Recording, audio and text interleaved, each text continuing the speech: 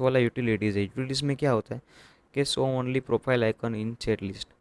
इससे क्या होता है कि आपको सिर्फ यहाँ पे आइकन दिखते हैं, और प्लस में आपने जो भी व्हाट्सएप शेयरिंग के जो भी फीचर है, इसको अगर आप डेस्कटॉप पे यूज़ कर रहे हो, बाद में लैपटॉप पे यूज़ करना पड़ा, तो जगह कम बढ़ रही हो तो आप यहाँ पे जगह बढ़ा सकते हो ये सारे ऑप्शन को यूज़ करने के लिए।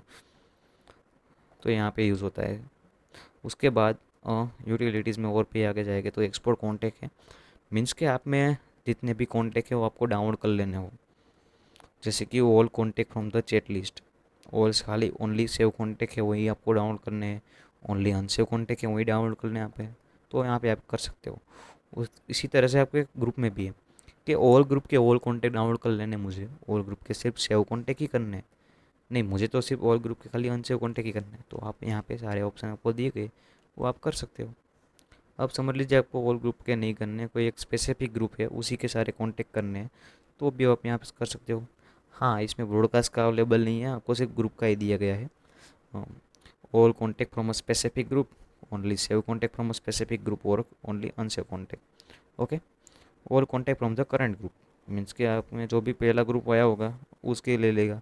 इस तरीके से आप सारे कॉन्टेक्ट डाउनलोड कर सकते हो। इस तरीके से टैब का भी है, हमने ऊपर जो भी टैब बनाई हुई है उस उन सारे टैब में से अगर आपको किसी को करना हो तो यहाँ से आप कर सकते हो। उसके बाद है ग्रुप पिक्चर से। ग्रुप पिक्चर में क्या आता है, डुप्लीकेट ग्रुप फाइंडर। इसमें क्या है कि आप कितने लोगों के साथ ग्रुप में कॉमन आते हो वो आपको यहाँ पे दिखाता है, अगर आपके पास ग्रुप हो तो। हाँ, उसके बाद बल्क ग्रुप ज्वाइनर है। मीन्स के समझ लीजिए आपके पास 20-30 ग्रुप है की लिंक है आपके पास, 20-30 ग्रुप की लिंक। तो आप सिंपली यहाँ पे रख दीजिए, यहाँ पे टाइमिंग रख दीजिए, क्योंकि आप सारे ग्रुप में तो एक साथ ज्वाइन नहीं हो सकते।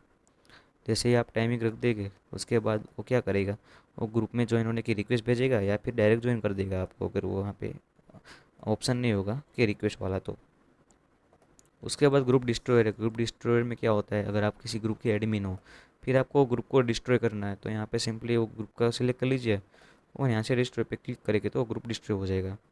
इसी तरह से ग्रुप क्लोनर भी है यहाँ पे। मीन्स कि आप कोई भी ग्रुप में हो, उसके एडमिन है कि नहीं वो इम्पोर्टेंट नहीं है, लेकिन आप किसी ग्रुप में हो रहे हो, उस ग्रुप को आपको क्या करना है, कॉपी कर लेना है पूरे का पूरा, और उस ग्रुप में जितने भी मेंबर है उसको आपको एक नए ग्रुप का नाम देना है, यहाँ पे उस ग्रुप में आपको लाना है, और उसके एडमिन आप हो गए। तो सिंपली यहाँ पे ग्रुप सिलेक्ट कीजिए, नए ग्रुप का नाम रख दीजिए, यहाँ पे क्लोन कर दीजिए, तो नया ग्रुप क्रिएट हो जाएगा और उसके एडमिन आप हो गए। इस तरीके से वर्क करता है। उसके बाद दूसरे ऑप्शन है, यहाँ पे हम वापस क्लिक करेंगे तो यहाँ पे देखेगा यूटिलिटीज़ हमने देख ली, एक्सपोर्ट कॉन्टेक्ट भी हमने देख लिया, और ग्रुप पिक्चर भी हमने देख लिया। उसके बाद ये मॉड्यूल सेटिंग है। मॉड्यूल सेटिंग में क्या होता है, अगर इससे आप यहाँ पे ऑफलाइन कर देते हैं यहाँ पे अभी, तो आपने जितने भी वर्कफ्लो क्रिएट किए हुए हैं, आपने जितने भी ब्रॉडकास्ट अभी स्टार्ट है, जैसे कि हम जब भी शेड्यूल ब्रॉडकास्ट वाला ऑप्शन देख रहे थे, तो वहाँ पे पेंडिंग लिखा आ रहा था स्टार्ट में। मैंने जब स्टार्ट किया तब मैं यहाँ पे आया और वहाँ पे ऑनलाइन हुआ और वापस गया, तब मैंने स्टार्ट किया। तो इस तरीके से आपका कोई भी शेड्यूल ब्रॉडकास्ट चल रहा है, वर्कफ्लो क्रिएट किए हुए, आपका ब्रॉडकास्ट चल रहा है, कुछ भी चल रहा है, लेकिन आपको अभी वो बंद करना है, तो यहाँ पे सिंपली आके ऑफलाइन हो जाइए, वो सारा चीज़ बंद हो जाएगा। आप फिर अपना नॉर्मल जो व्हाट्सएप है आप यूज़ कर सकते हो। इस तरीके से ये वर्क करता है मॉड्यूल सेटिंग। उसके बाद है C R M custom attribute है। व्हाट्सएप सी आर एम में हमें सारे लोगों की प्रोफाइल होती है वो कस्टमाइज़ करने का ऑप्शन दिया जाता है, क्या जिसमें full name, phone number, email, gender, birth date, आप सारी डिटेल फिल कर सकते हो। इसमें भी अगर आपकी रिक्वायरमेंट हो, कोई एक नई फील्ड आपको रखनी है, तो यहाँ से आप रख सकते हो।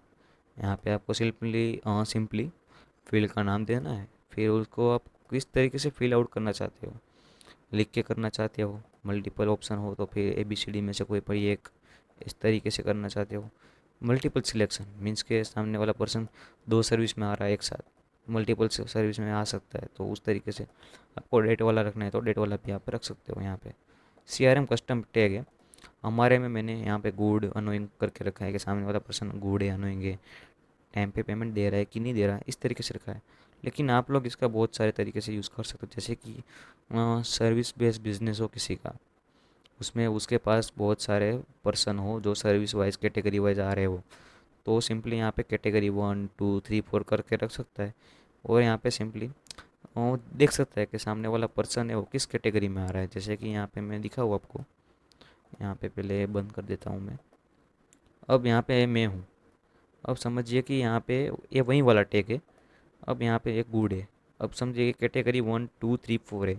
अब ये वाला पर्सन है वो कैटेगरी 1 में आ रहा है, तो यहाँ पे सिंपली मुझे दिख जाएगा कैटेगरी 1 का पर्सन है। अब समझिए कि कैटेगरी 1 2 दोनों में आ रहा है, तो देखो कैटेगरी 1 2 दोनों में आ गया। इस तरीके से आप यहाँ पे रख सकते हो। और उसके बाद है CRM कस्टम, हाँ टेक में थे ना हम, तो उसके बाद आप इस तरीके से रख सकते हो। फिर ये इंपोर्ट एक्सपोर्ट डाटा है, इसमें क्या होता है, ये बहुत इंपॉर्टेंट चीज़ है आपके लिए। ये जो व्हाट्सएप CRM एक एक्सटेंशन फॉर्म में आता है, मीन्स के आपको इसको इंस्टॉल करना पड़ता रहता है अपने डिवाइस में, लोकली एक एक्सटेंशन को आपको रखना पड़ता है। तो अगर आप किसी और PC में अगर इसका इंस्टॉलेशन करते हो, तो यहाँ पे जितने भी आपने वर्कफ्लो क्रिएट किए हुए हैं, आपने ब्रॉडकास्ट बनाए हुए हैं, शेड्यूल ब्रॉडकास्ट है, या फिर कोई टेम्पलेट बनाए हुए हैं, तो वो उस PC में नहीं आएगा।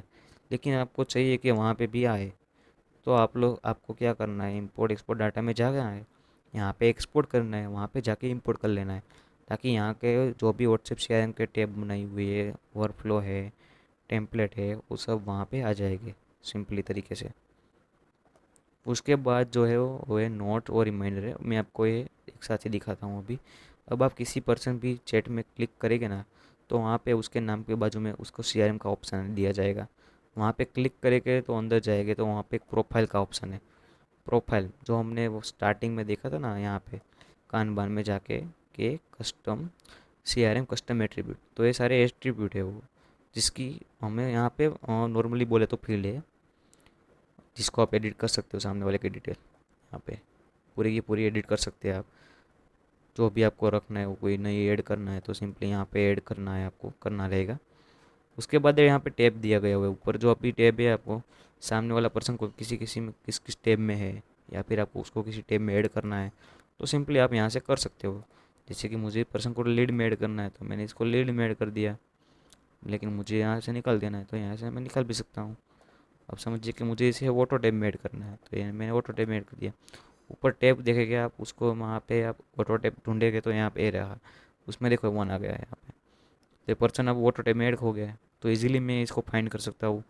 जब भी मुझे फाइंड करना हो कि ऑटो टैब के रिलेटेड मुझे कोई काम आया है, तो सिंपली मैं यहाँ पे ऑटो टैब पे आके सारे पर्सन यहाँ पे जो भी हो गए उसके साथ मैं बातचीत कर सकता हूँ इजीली इस तरीके से। उसके बाद हमें वापस जाते CRM में, यहाँ पे शेड्यूल है। और शेड्यूल क्या होता है कि आपको किसी पर्सन के रिलेटेड कोई भी शेड्यूल करना हो, जैसे हमने यहाँ पे शेड्यूल ब्रॉडकास्ट दिया था, उसके नीचे ये ऑप्शन है शेड्यूल नोटिफिकेशन करके। इसमें क्या होता है, शेड्यूल ब्रॉडकास्ट में हम एक साथ बहुत सारे लोगों को सिलेक्ट करके उनको मैसेज भेजते हैं, अलग अलग रिपीटेड और एक ही बार। इसी तरह के इसमें शेड्यूल नोटिफिकेशन है, मीन्स कि किसी एक व्यक्ति के लिए आपको करना हो तो ये कर सकते हो आप। यहाँ पे सिर्फ व्यक्ति को या फिर ग्रुप को सिलेक्ट कर लीजिए, फिर अपना जो भी मैसेज वो लिख दीजिए। यहाँ पे सारे सेटिंग सेम ही है शेड्यूल ब्रॉडकास्ट की तरह, इसलिए मैं इसमें डीप में नहीं जा रहा हूँ। यहाँ पे वही चीज़ होती है जो हमें शेड्यूल ब्रॉडकास्ट में देखेगी, लेकिन वो शेड्यूल ब्रॉडकास्ट में बहुत सारे लोगों के लिए होता है, और शेड्यूल नोटिफिकेशन में किसी एक व्यक्ति के लिए होता है, ठीक है। उसके बाद हाँ हम कहाँ थे, ओके CRM पे क्लिक करते। ये शेड्यूल वाला क्लियर है आपको, राइट। यहाँ से भी आप डायरेक्ट कर सकते हो शेड्यूल अगर आपको करना है तो। उसके बाद नोट है, अगर आपको इस व्यक्ति के रिलेटेड कुछ भी नोट रखनी है तो आप यहाँ पे नोट रख सकते हो। उसके बाद रिमाइंडर है, रिमाइंडर में क्या है, अगर आपको किसी भी रिमाइंडर रखना हो किसी के भी लिए, तो आप यहाँ पे रख सकते हो, जो आपको ही सिर्फ शो होगा एक पॉपअप के स्टाइल में। मैं आपको अभी एक रख के दिखाता हूँ, जैसे कि अभी 3:03 हुआ है, तो फिर 3 हम 4 कर लेते हैं। यहाँ पे 4 कर लिया, ओके, यहाँ पे मैंने सेव कर लिया। अभी जैसे ही आएगा ना मैं आपको दिखाता हूँ। अपकमिंग है, देखो अपकमिंग आ रहा है अपकमिंग, तो जैसे ही आ जाएगा मैं आपको दिखाता हूँ। कहाँ गया, हाँ अब आगे बढ़ते हैं। हाँ ओके, तो क्लियर हो गया। अब ये जो अंदर वाले ऑप्शन थे वो आप डायरेक्ट बाहर से भी आपको यूज़ करने हो तो यहाँ से भी आप डायरेक्ट कर सकते हो।